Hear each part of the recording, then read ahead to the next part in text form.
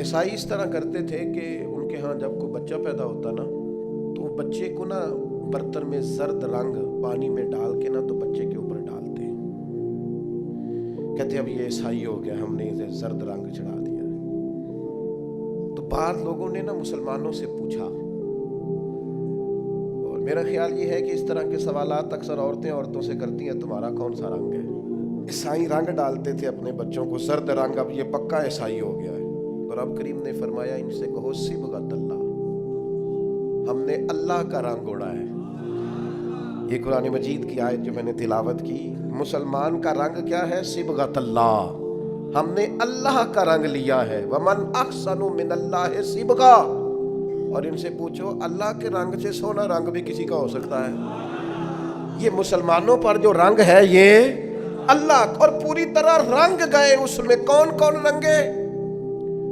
تمام صحابہ, تمام اہل بیت, اس کے بعد اولیاء, صوفیاء, اتقیاء, علماء, مفسرین, محدثین. تاریخ انسانیت میں بڑے لوگ آئے جو صبغۃ اللہ, اللہ کے رنگ میں رنگ گئے. عقیدے مضبوط, توکل مضبوط, شکر مضبوط, صبر مضبوط, حضور کی غلامی مضبوط.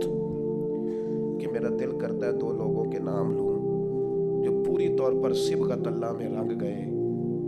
ایک نام انبیاء میں ہے, وہ ہے حضرت ابراہیم خلیل اللہ کا. اتخذ اللہ ابراہیم خلیلا, میں نے جناب ابراہیم علیہ السلام کو اپنا خلیل بنا لیا. اور کیسے بنایا؟ وَإِذِ ابْتَلَىٰ إِبْرَاهِيمَ رَبُّهُ بِكَلِمَاتٍ فَأَتَمَّهُنَّ قَالَ إِنِّي جَاعِلُكَ لِلنَّاسِ إِمَامًا. رب فرماتا ہے میں نے بعض باتوں میں جناب ابراہیم کو آزمایا, میں نے امتحان لیا. یاری تیری سونا تے آزمائشاں تیریاں اگ, سونا پرکھیا جامدائی پہلو نال اگاں دے لگ. اللہ فرماتے ہیں میں نے ان سے امتحان لیا. فَأَتَمَّهُنَّ, پھر امتحان لینے والا فرماتا ہے وہ میرے امتحان پہ پورے اترے. قَالَ إِنِّي جَاعِلُكَ لِلنَّاسِ إِمَامًا, فرمایا ابراہیم اب میں آپ کو لوگوں کا امام بنانے والا ہوں. حضرت ابراہیم انبیاء میں اور امت مسلمہ میں اس نے پورا رنگ پوری طرح اوڑھا ہے نا اللہ کا رنگ, وہ حضرت ابوبکر صدیق. پوری طرح صبغۃ اللہ. نبی پاک علیہ السلام نے فرمایا جنتیوں کی 360 نشانیاں ہیں, کسی میں ایک بھی پائی جائے نا تو وہ جنتی ہے. حضرت صدیق اکبر دھیمے بڑے تھے, بات بڑی آہستگی سے کرتے تھے, لہجہ بڑا بردباری والا تھا. دھیمے سے انداز میں عرض کی حضور غلام میں بھی کوئی 360 میں سے ایک آدھ پائی جاتی ہے. وہ جنتیوں کی 360 علامتیں, کسی میں ایک پائی جائے علامت تو بندہ جنتی ہے. جنتیوں کی علامتوں میں سے تو بڑے دھیمے انداز میں, تھوڑا وہ شہرت سے بچنے والا, پیچھے پیچھے رہتا ہے اور جی چاہتا ہے ساری غزلیں اس پیارے کے نام کریں.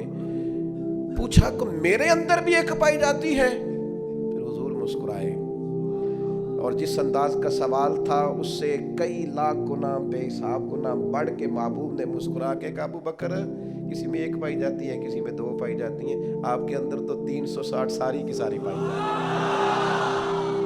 ساری کی ساری. لوگوں نے بڑی بڑی جناب صدیق اکبر کی شان بیان کی. یہ جو ہم تو الحمدللہ مرید ہی مولا علی کے ہیں نا, ہمیں جو شجرہ دیا گیا ہے نا شجرہ, ہم حضرت علی کے مرید ہیں. ہمیں جو ہمارے بزرگوں نے شجرہ دیا ہے نا اس میں نبی پاک کے بعد مولا علی کا نام ہے. ہمارے شجرہ طریقت میں ہم سچی مچی کے مرید ہیں, مولا علی کے مرید ہیں شیر خدا سے. لیکن ہم اس لیے حضرت صدیق کی تعریفیں کرتے ہیں کہ ہمارے پیر مولا علی جناب صدیق کی تعریف کرتے ہیں. مولا علی شیر خدا رضی اللہ تعالیٰ عنہ تعریف کرتے ہیں.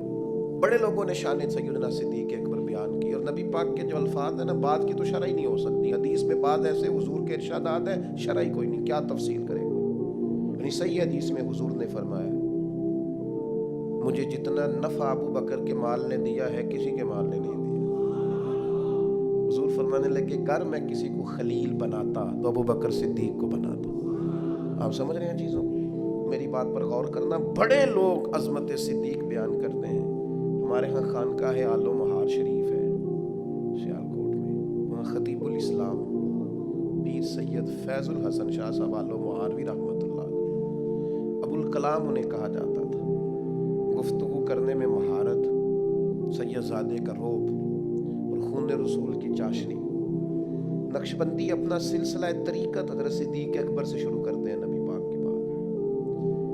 नक्शबंदी सिलसिला तरीक़त में नबी पाक के बाद हज़रत सिद्दीक़ अकबर का नाम है, फिर हज़रत सलमान फ़ारसी का, इस तरह करके वो अपना शजरा तरीक़त मशाइख चलाते हैं। हज़रत पीर फैज़ुल हसन शाह साहब रहमतुल्लाह अलैह चूँकि चूरा शरीफ से वाबस्ता थे, नक्शबंदी सिलसिले में मुरीद थे, एक बात करते थे तो वो जिनसे मैंने सुनी उन्होंने भी बड़े वालेहाना अंदाज में सुनाई। कहने लगे, बात करते थे जान निकाल लेते थे। कहते थे, लोगों सुनो, मैं सैयद हूँ, मेरी आंख देखो, सच्चा सैयद हूँ। फरमाते थे, मेरी तरफ देखो, मैंने कुछ 4 किताबें पढ़ी हैं, पढ़ा लिखा सैयद हूँ। और फिर बात करते तो बात में और वज़न पैदा करते। कहते, अगर मुझे कहो तो मैं अपने से लेकर मौला अली तक अपना सारा शजरा नसब बयान करूँ। मैं अपनी माँ से लेकर सैयदा फातिमा तक सारा शजरा नसब बयान करूँ। फरमाया करते, तो सुनो लोगों, मैं बेटा अली का हूँ पर मुरीद अबू बकर सिद्दीक़ का हूँ। इसलिए कि मैं नक्शबंदी सिलसिला तरीक़त से हूँ, बेटा अली का हूँ पर मुरीद अबू बकर। ये देखो कमाल, ये शान है सैयदना सिद्दीक़ अकबर की। बयां हो किस ज़ुबान से मर्तबा सिद्दीक़ अकबर का, कि महबूब खुदा महबूब है सिद्दीक़ अकबर का। लुटाया राह हक में घर कई बार इस मोहब्बत से, कि लुट लुट कर हसन घर बन गया सिद्दीक़ अकबर का। नबी करीम ने फरमाया, मस्जिद नबवी में जिसका भी दरवाज़ा खुलता है ना, सारे दरवाजे बंद कर दो। सही बुखारी है,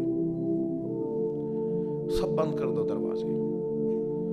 अबू बकर सिद्दीक़ का दरवाज़ा ना बंद करना। आज भी किसी भी ज़माने में मस्जिद नबवी के सब दरवाजे बंद किए जा सकते हैं, लेकिन जिसके बाहर लिखा है ना बाबे अबू बकर सिद्दीक़, वो दरवाज़ा कभी बंद नहीं होता, क्योंकि उस दरवाजे को मदीने वाले महबूब ने खुलवाया है। वो हमेशा चमकता। लोग शरारतें करते हैं, और इंसानी तबीयत होती है कि शरारत की तरफ जल्दी माइल होती है। कोई अपना कद ऊंचा करने के लिए बाज़-औक़ात किसी बड़े आदमी के खिलाफ बात करता है तो लोग उसे भी गौर से सुनते हैं। ये भी एक तरीका होता है शोहरत हासिल करने का।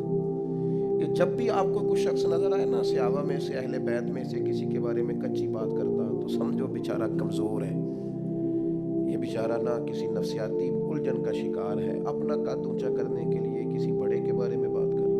इस तरह कद ऊंचे नहीं होते। कभी ऐसे लोग, बहुत सारे लोग ऐसे हैं जिनकी कोई हैसियत ही नहीं बेचारों की।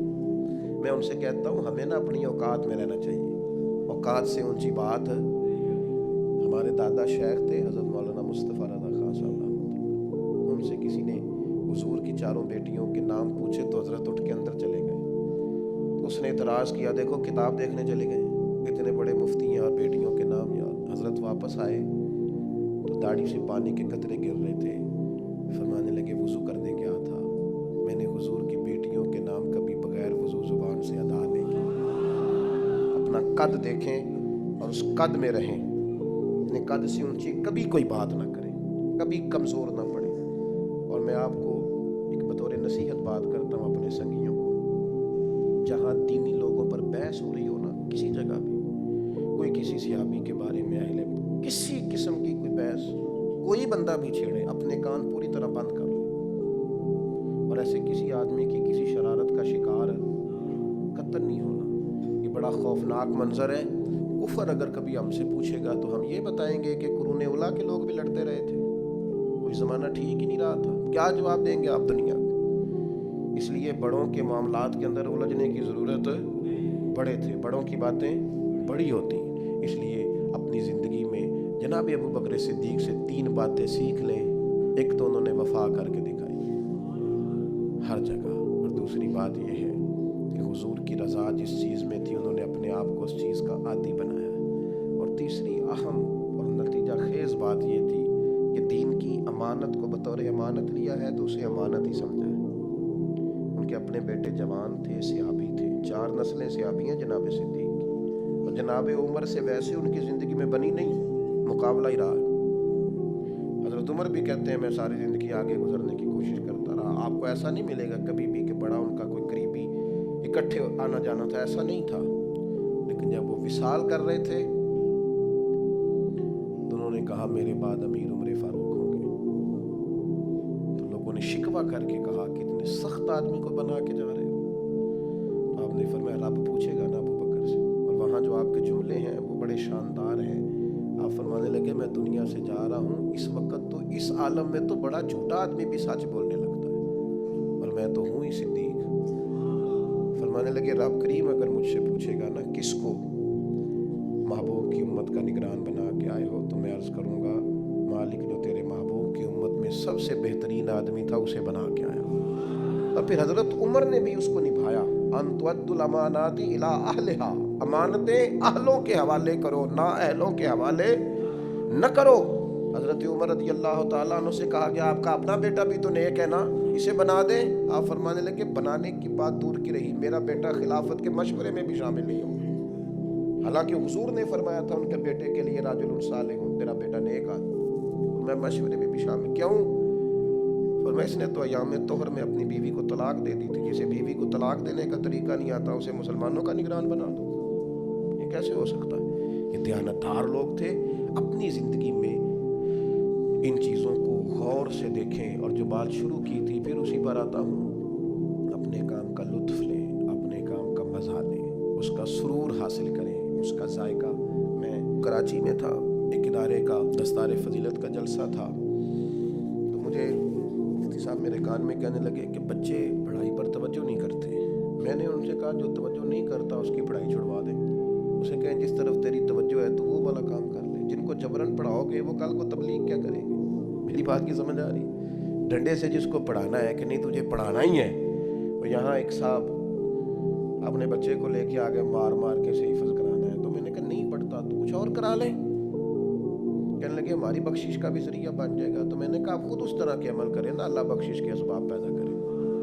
اپنی بخشش اس پہ ڈال رہے ہیں اور اس کی حالت یہ ہے کہ وہ چوتھے دن دوڑ جاتا ہے. تو بوجھ بنا کے کوئی کام نہیں کریں, کام کا مزہ لیں, انشاءاللہ تعالیٰ سکون حاصل ہوگا. ہماری طرح کا ماحول بنائے نا جی. پابندی لگاتے تھے سارے گھر والے نہیں پڑھنا, چوری پڑھتے تھے, چوری. لیکن بغاوت کر کے پڑھنے میں اور تھوڑا سٹائل ذرا ہٹ کے برساتاں وچ میں خانے دی چھت اتے بہ کے پیتی ہے. میں پہلا واہ نہ رنداں تو جنہ کھلی بغاوت کیتی ہے. منافقہ ہار نہ چایا بار مسلے دا نہ بڑی کدے نہ نیتی ہے. ایک کو یار دی یاد پکائی ہے تے وہ یاد مکمل کیتی. اپنی زندگی میں طے کریں یار چیزوں کو, پھر وہ آپ کو مزہ دیں گی, پھر وہ سکون دیں گی, آپ کو اطمینان ملے گا. اللہ تعالیٰ آپ سب کا حامی و ناصر ہو.